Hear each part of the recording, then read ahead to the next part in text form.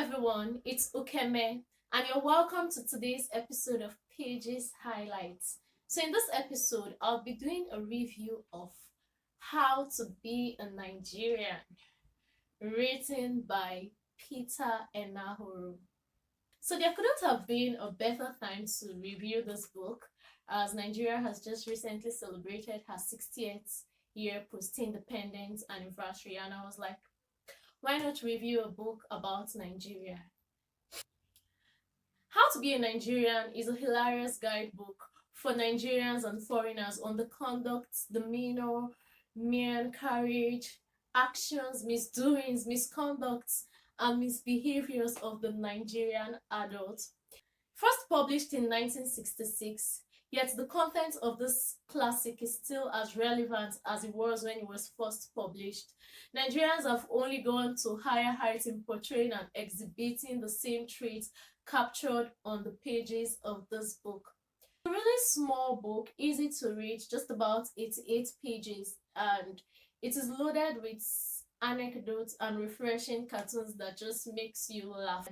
How to Be a Nigerian is an easy to read book. It addresses the all-time issue of the Nigerian essence and erects a mirror into which all of us can take a good look at ourselves and our country. The aim of the book is to enlighten the reader in an entertaining way. It also shows that the Nigerian can laugh at its own idiosyncrasies. In the exact words of the author, it's very important that people be told how to be a Nigerian. Apart from the fact that Nigerians themselves will be most interested in this book, every fifth African in the content is a Nigerian. This book is offered as a tourist guide to those Nigerians who wish to break the tradition and visit their own country. In a hilarious way, the author takes us through the everyday mannerisms of the Nigerian, and I couldn't help but laugh out really loud.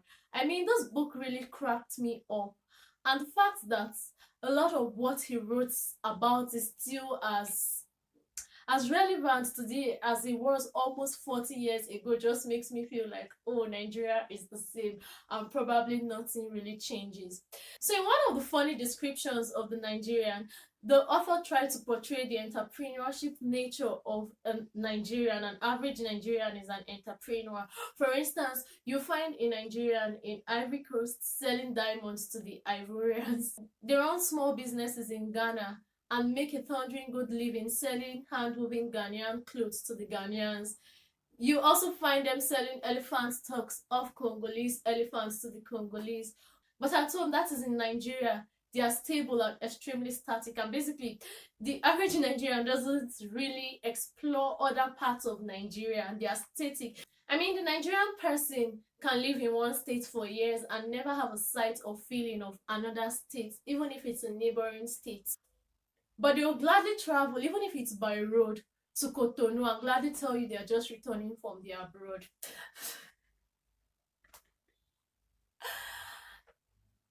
In How to Be a Nigerian, the author describes the Nigerian mannerisms, Nigerian life, and everything in between in a really hilarious way. This is a guide for non-Nigerians to read and to get a sneak peek into the character of the Nigerian. Although I want to believe that a lot has improved in some areas since the book was first published. However, some things are still the same. For instance, the traffic in Lagos hasn't changed.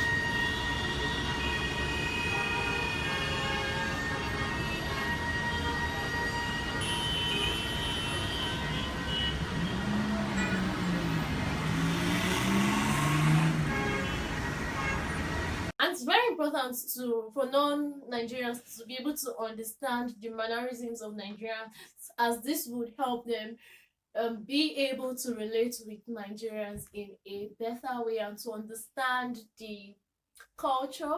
Nigerian is being polite if he refuses your gift at first offering. To show you really want to give the Nigerian your gift, you need to try a little bit more harder and ask and try to persuade, like, why not have, like, you must eat. The author begins the book by trying to describe Nigeria. He then goes to how Nigerians are a diverse set of people with different tribes and how they manage to attain unity. In Nigeria, tribe transcends individuality. For instance, you would hear one Nigerian describing another Nigerian to a third Nigerian. If the third Nigerian doesn't know whom the informant is referring, the first Nigerian would be like, I'm talking about that Yoruba man.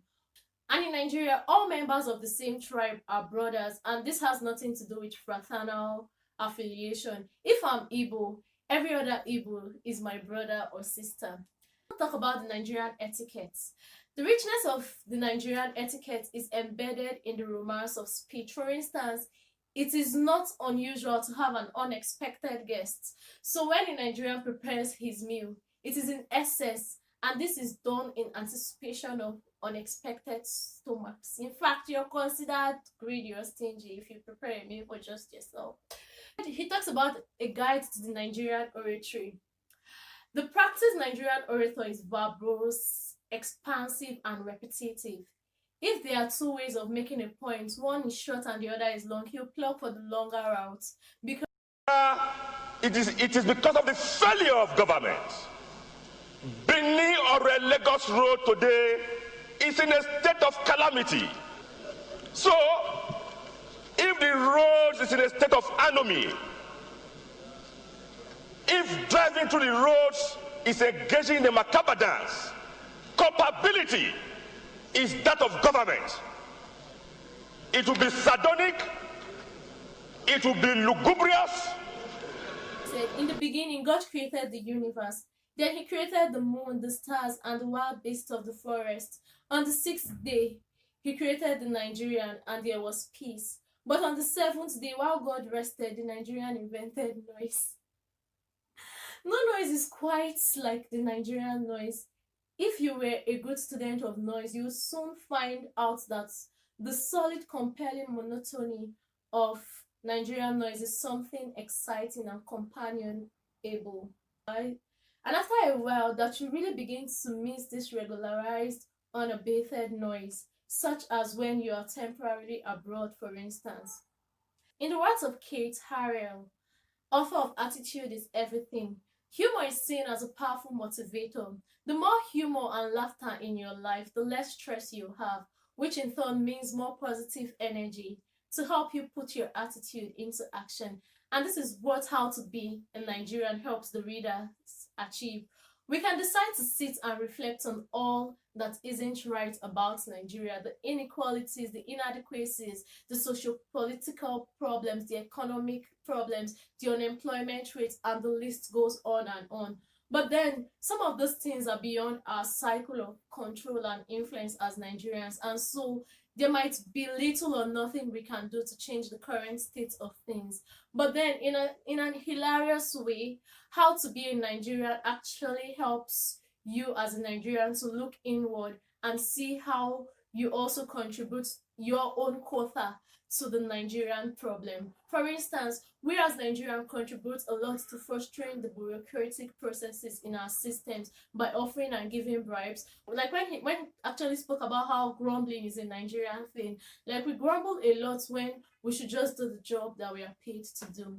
For the foreigner, I'll probably advise that you have a contextual knowledge before reading this book, as it would probably enhance your reading experience. But even if you don't have any knowledge of Nigeria, you'd still find it fun and enjoy reading it. I totally had fun reading this book because it was short and precise with anecdotes that make you laugh out loud. So I rated this book of 4 because I would have loved to see a balance on the strengths of the Nigerian, although I quite understand that the purpose of the book doesn't aim to affect any scholarly depth but to entertain. However, I feel like a non-Nigerian reading this book will have a certain opinion of the Nigerian that is not entirely complete.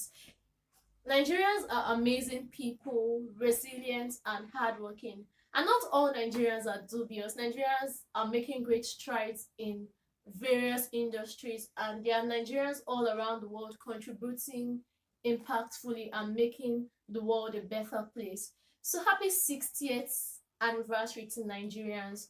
We may not be where we want to be, but we can be grateful for how far we have come. Hopefully someday we would have a Nigeria where peace and justice prevails, a Nigeria where we would be able to hand our banners without stain to our children. Until then, don't stop being passionate about Nigeria. Don't stop loving Nigeria. Don't stop praying for Nigeria. So thank you for staying tuned. I hope you enjoyed watching this video. If you did, make sure you like it by giving it a thumbs up. And if you haven't subscribed to my channel, please click on the subscribe button and also click on the notification bell to get notifications whenever I upload new videos, and also leave a comment down there in the comment section. So thank you. So bye bye. I'll see you again in another episode.